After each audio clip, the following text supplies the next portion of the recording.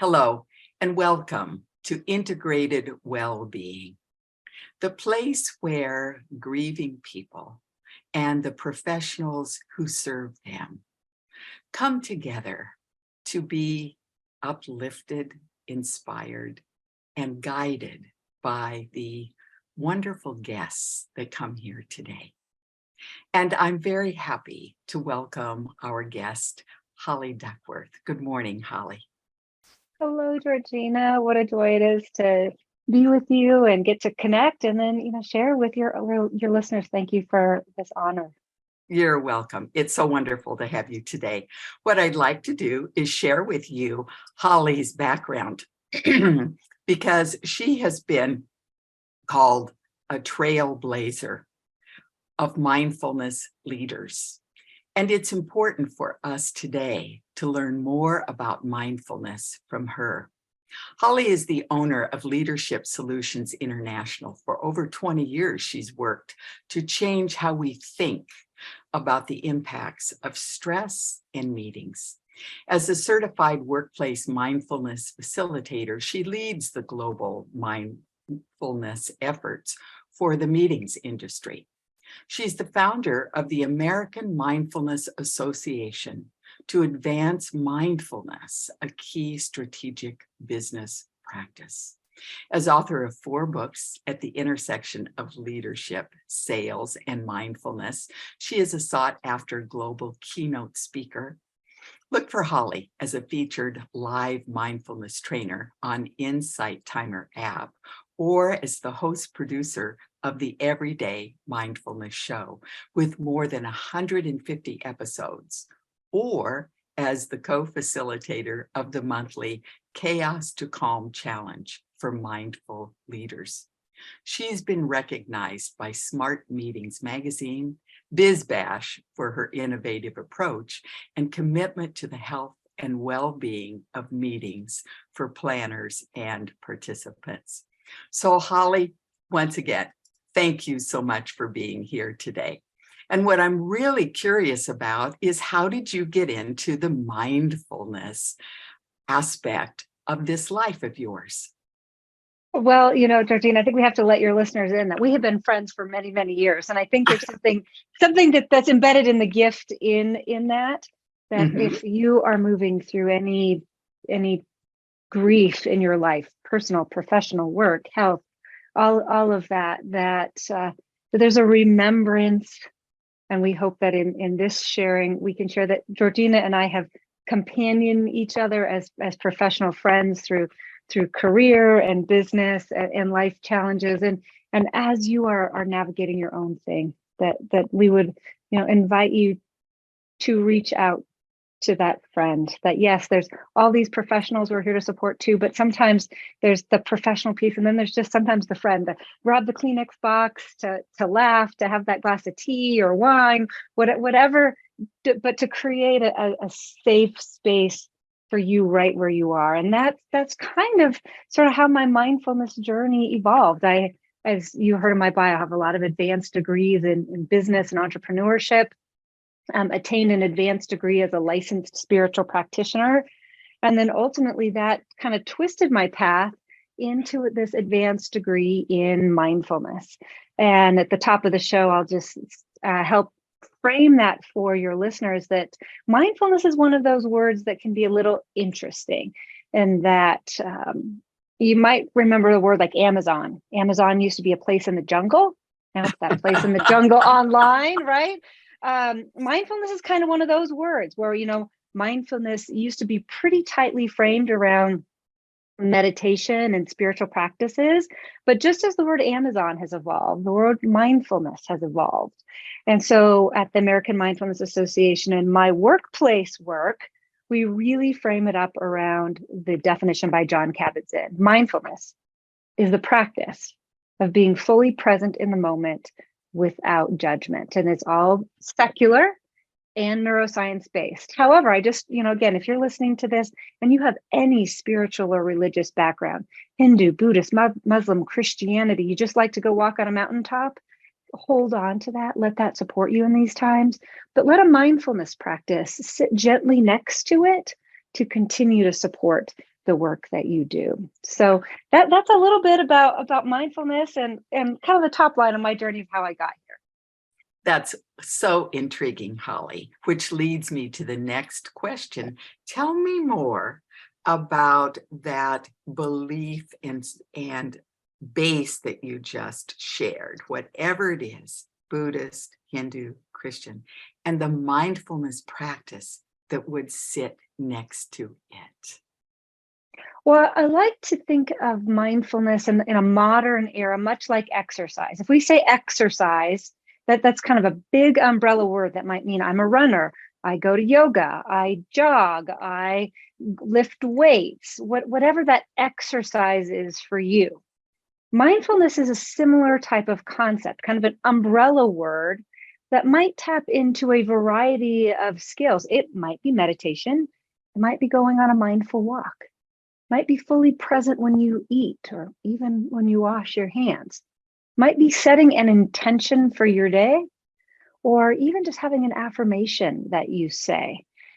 So that those tools together with, if you choose some sort of religious practice, and the science and secular nature of mindfulness, just build an even stronger foundation for you to explore and walk forward in your life.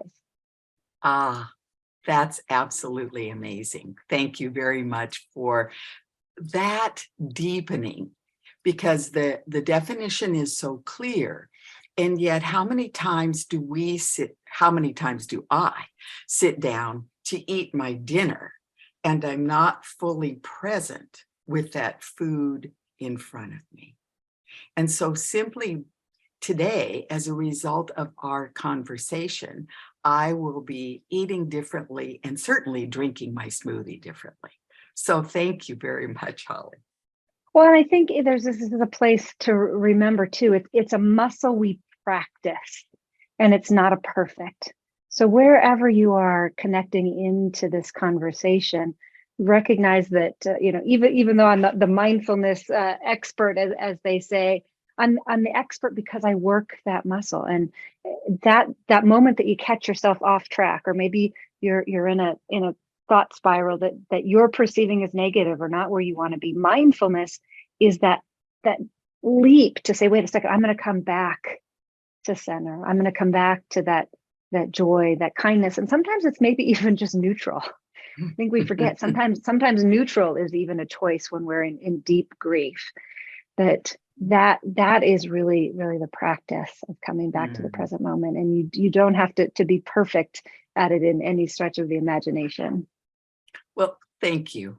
Because I'm very, very curious, because I would like you to please share more about your training. You said you'd gotten an advanced degree in mindfulness. Tell us about that. Well, this is such an interesting time because there's so many people across studies now saying they're the guru in this or the expert in this. And I've been training in mindfulness now, 15 years or so. And so I've watched this go from woo-woo to wow, and wow being hundreds of studies on neuroscience coming out each year, inviting us to this practice. The American Medical Association just released a program saying that mindfulness can be as good as a prescription drug. And let me tell you, Georgina, I haven't had a chance to follow up on them with that, but I know that, at least in my own experience, it can be a lovely support. And, again, for our health practitioners listening, I am by no way telling people to stop their medical advice. This doesn't seem to be medical advice, but just to invite, again, a practice with your trained medical professional. What if you tried a meditation, or you went for that afternoon walk, took that glass of water, and just, try it for 7 days and see if you don't experience those benefits. So my work came from lots of study, but then during the pandemic, I had the privilege of working with an organization called Mindful Leader, and they teach MBSR. It's mindfulness-based stress reduction that comes directly from Jon Kabat-Zinn and his work. And then we apply that into the workplace. So we've been trained in secular neuroscience-based mindfulness practices that can be tools for people in the workplace. And Georgine, I wanted to invite, as you continue to serve people, to think about, clearly you've probably thought about this before, but also that we're in a sandwich generation right now. We've got some professionals that are serving their young kids, and they might be also serving their parents, and they're trying to work. And that's where a mindfulness practice might come in for some people, because everybody is on some level supporting somebody.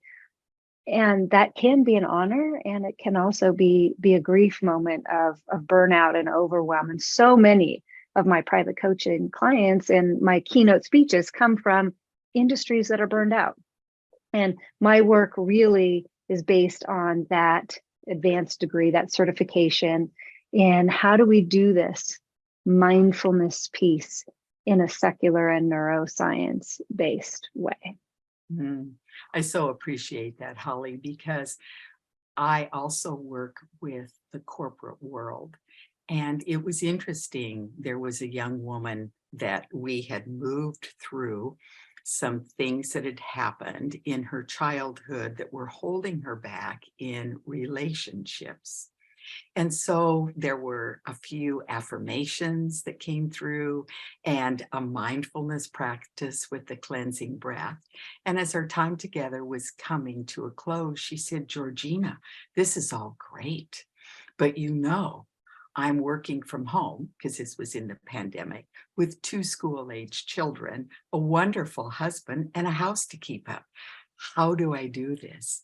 And I said, it's as simple as washing your hands and looking in the mirror and saying these affirmations. Well, and I think especially that question about children specifically, and I'm going to add children at heart. I think there's a place that maybe there's an unconscious belief we have to go away somewhere private to do this. We have to close the door, if you will. And yet our kids of all ages are also in mourning, maybe what they lost during the pandemic, or confusion trying to recreate themselves after the pandemic. So I say invite them into your practice. One of my favorites is the art of mandala coloring. Oh man, I should have grabbed it. I just found a mandala that you colored for me a handful of years ago, and I have it framed down in my downstairs office. And that we know, because we've done it, that when you color, that presentation comes to you, and you don't go, oh, the blue goes here and the yellow goes here, and you just sort of embark on that journey. Aetna Insurance Company is a great example of a company that uses mindful coloring in the workplace. And they were some of the first ones to create custom mandalas, and they were inviting leaders at every level, just color for 3 to 5 minutes before a board meeting.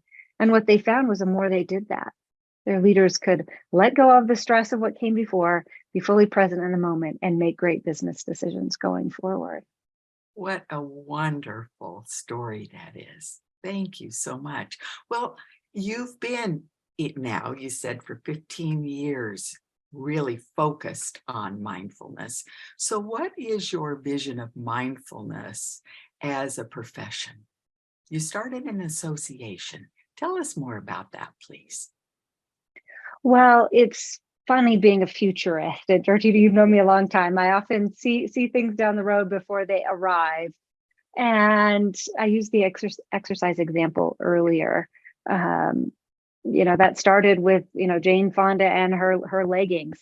And at that moment, you never could have dreamed the rules, the regulations, the certifications, the professionalism. There are now people who go to college for degrees in exercise science to move into supporting people in that industry or that profession. And I believe there is a place for that same type of conversation, again, in mindfulness. So I have a background in meeting event planning and association leadership. So during the pandemic, we really put all those skills together, and we're working with coaches, technology people, healthcare industries, and professional practitioners to carve out and actually do government advocacy work to support the profession. Because just like any profession, there can be ethical challenges, there can be professional challenges, and yet we need a trade association, neutral body that we can come and explore that, what works, what doesn't work. And the way this organization is set up is also, it's a 501c6, which is a nonprofit, but also we have the ability to do political advocacy work. So work to educate our state, local, and national government on this science, this research, and the benefits to continue to allow this work to grow and expand and contribute to society. Oh, thank you for your visionary, your pioneering spirit. We are so grateful to have you here today. And I would like you to share right now how people can connect with you and maybe even tell them a little bit about your wonderful program, Chaos to Calm.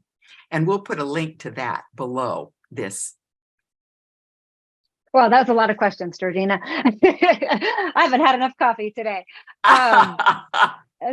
So we were talking about the American Mindfulness Association. That's really my great passion project.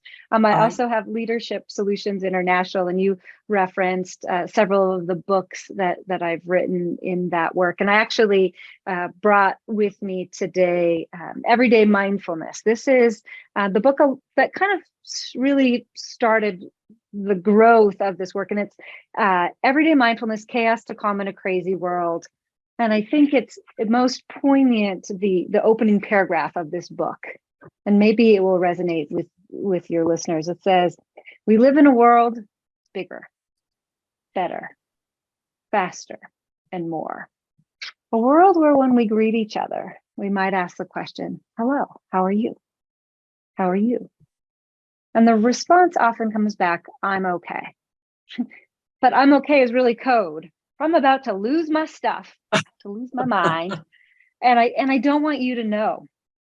And I wrote that in 2018, having no idea the wave of change that would come our way.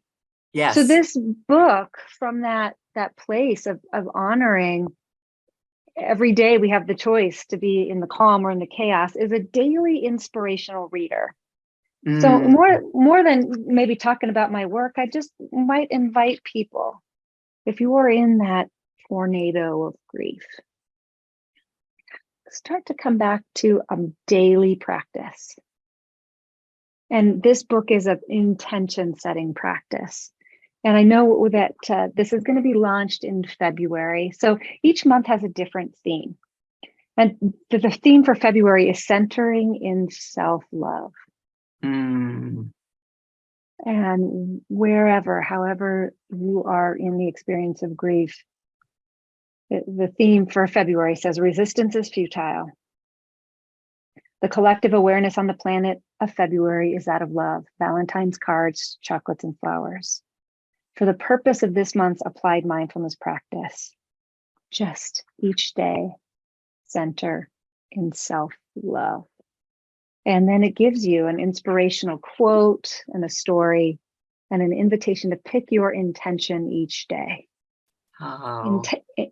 Intention, energy, and motion.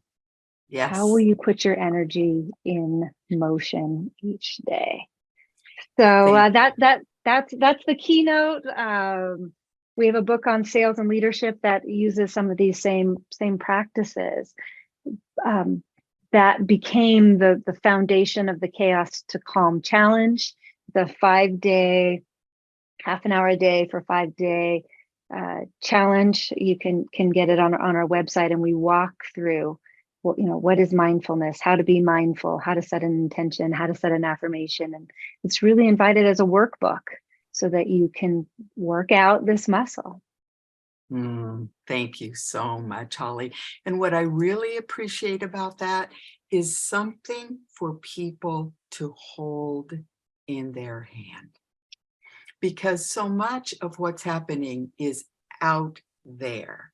But when we can hold that in our hand, bring it close, it brings us into that body-mind connection. So thank you so much for sharing that beautiful book. And I love what you said about setting an intention. Would you say that again, your definition of intention? Well, the word intention, if you break down the definition, and you'll often hear me go back to just that simple, are we even agreeing about the words that we're working with? You notice I Yes, started with the definition of mindfulness. And in the right, world that's so whipped up right now, sometimes I think we're fighting about things that we just don't even know that we're fighting about because we're not even agreeing on the same word, right? right. So intention in my work is, how Yes. are you going to put your energy in motion? And one of the people who's a regular reader of this book is actually a car salesman. And Ah, I love Ted's example because he speaks to the idea of practice of being present in the moment without judgment. For him to make this work, he has it in the glove box of his car. And mhm. when he drives to the office each day, he parks his car, he pulls it out, he reads it, and he sets his intention. So if you're a wisdom keeper out there and you're moving through retirement, maybe it's your morning tea or your morning coffee. But if you're a young person and you've got young kids running around, you may not have that moment of quiet with the coffee in the morning. Maybe for you, you've got it in the baby diaper bag, and while you're sitting there dropping off the kid or picking it up, you're using it. If you're moving through a medical challenge, maybe you use that in the waiting room. So practice of being present in the moment without judgment. Utilize these practices to, when oh, I'm not doing it right. Oh, I'm judging myself. This isn't good enough. Oh, I picked the wrong word. Thank the little voice. Let it go. I can't do mindfulness wrong. And just keep breathing through the experience that you're having. That's perfect, because I've had so many people say to me, Georgina, am I doing grief wrong? And so I love how you said, let the little voice go. I like the way you reframed that, because sometimes it's the constant voice. It's the voice that doesn't seem to ever shut off. And for grieving people, it keeps them in that loop of longing. So I so appreciate the words that you've used. You've given us today the definition of mindfulness. You've given us today the practice of setting an intention. And Holly, you've told us such wonderful stories and images. So thank you so much. So as our time together today comes to a close, is there anything else you'd like to share with our audience? Well, Georgina, I was thinking about all the years of our friendship, the work we've done together, and how committed we are to magnifying this work in the world. And I instead of doing an offer that was a download or a this or that, I thought it would be fun to do a bonus offer for your listeners. So if you're listening to this, I want to invite you to drop me an email, just holly@hollyduckworth.com. Georgina, we'll make sure we get it in the notes. And the Yes. first 5 people who do that, I'm going to mail them a full copy of the book Oh, wow. for free as my gift, knowing that circulation moves around the world. And if you are international or can't get the book or whatever, of course, we'll put instructions on the show notes for a download of my Mindful Leader mini poster. It's a 1-page that has all of the 7 practices to be a mindful leader. So we have the opportunity to ask questions about this work and play with it. But I want to make sure that a few lucky winners will get a full copy of the book at no charge to you. Oh, thank you, Holly. You're always so generous. So see how many words we could use? I didn't even need to read that introduction. It's pioneer, visionary, futurist, and generous human being. So thank you so much for being with us today. And to each of you who took the time to be here, to listen, and to join us, because transformation is a moment by moment process. So it is my intention that as you leave this listening and this watching today, that you're leaving in a place of well-being, that inner peace that allows you to move forward in the world as the light You truly are. No matter what state you're in, and no matter what place you're in. So, peace and blessings to all of you. Thank you so much, Holly.